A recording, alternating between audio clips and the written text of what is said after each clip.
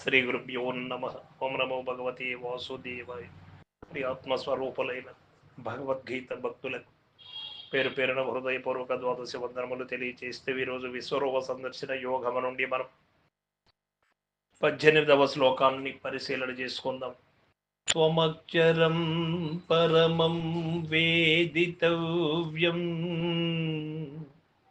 త్వమస్య విశ్వస్య పరం నిధానం త్వమవ్యయ శాశ్వత ధర్మగోప్తా సనాతనస్త్వం పురుషో మతో మే.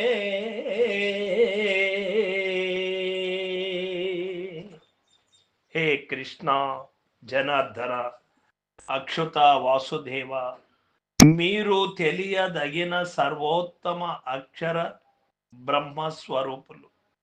మీరీ జగత్తునంతటికి గొప్ప ఆధారభూతులు. మీరు నాశరహితులు, శాశ్వతములగు ధర్మములను కాపాడువారు మీరే గదా కృష్ణ. మీరు పురాణ పురుషులు అని నా యొక్క అభిప్రాయం. నాకు ఆ విధంగా తెలియబడుతూ ఉన్నది కృష్ణ. శాశ్వత ధర్మగోప్త అను పదము బాగుగా గమనింపదగి ఉన్నది. ధర్మము శాశ్వతమైనది. అది ఏ కాలమందును నశింపదు. దేశ కాల పరిస్థితుల చే లోకమున దాని ప్రచారం ఎప్పుడైనా తగ్గవచ్చును గాని ధర్మం ఏనాడునూ నశింపదు. అది తగ్గినప్పుడు సాక్షాత్ భగవానుడు గాని మహనీయులు గాని అవతరించి దానిని సముద్ధరించుదురు. ధర్మాన్ని ఎప్పుడూ కాపాడుతూనే ఉంటుంది. ధర్మగోప్త ఎనుటచే భగవానుడు ధర్మమును లెస్సగా సంరక్షించువాడని స్పష్టమగుచున్నది. కాబట్టి భగవానునకు అంతటి ప్రీతికరమైన వస్తువును అనగా ధర్మమును జనులు అవలంబించినచో వారు భగవత్ కృపకు తప్పక పాత్రులు కాగలరనుటలో అనుమానము ఏమీ లేదు.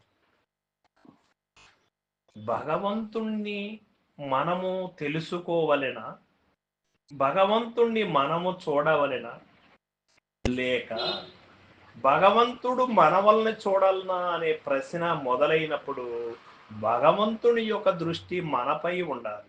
భగవంతుని యొక్క చూపు మనపై ఉండాలి. మన వల్ని భగవంతుడు చూడాలి. అప్పుడే కదా మనం క్షేమంగా ఉంటాం.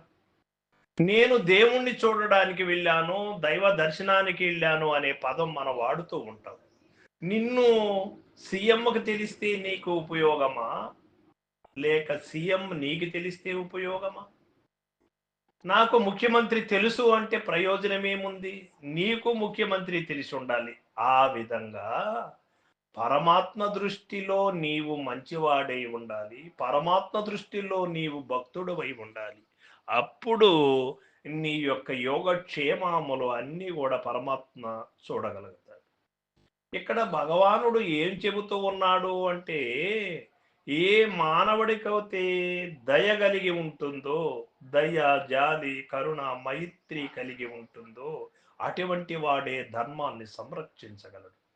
అటువంటి వాడే ఈ ప్రకృతికి ఉపకారము చేయగలడే. కానీ అది కాకుండా నేను విగ్రహ ఆరాధనలు చేశాను, పెద్ద పెద్ద మాలలేశాను, ఉండిల్లో కానుకలేశాను అంటే అది సరిపోయే పని కాదు.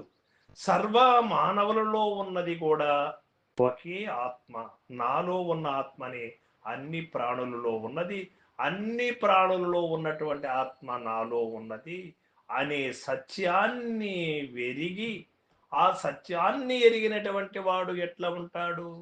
ఏ ప్రాణికి కూడా అపకారం మొదలు పెట్టడు, ఉపకారమే చేస్తూ తన శక్తి కొలది ఉపకారము చేస్తాడే కానీ అపకారం పొరపాటును కూడా చేయడు. ఈ సత్యాన్ని తెలుసుకోవడమే నిజ ధర్మాన్ని తెలుసుకోవడం. నిజ ధర్మాన్ని తెలుసుకొని ధర్మాచరణ పరుడైనటువంటి వాడికి భగవంతుని కరుణ ఎప్పుడూ మెండుగా ఉంటుంది. ఇందులో అనుమానము లేదు. దయాలు హృదయుడై ఉంటాడు.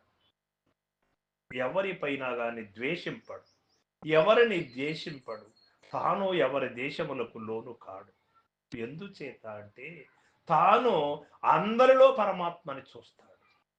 మన్నాద శ్రీ జగన్నాథ మద్గురు శ్రీ జగద్గురు మమాత్మ సర్వభూతాత్మ తస్మై శ్రీ గురువే నమ అనే భావములో ఉండడమే మనకు ఈ శ్లోకము తెలుపుతున్నటువంటి సత్యం.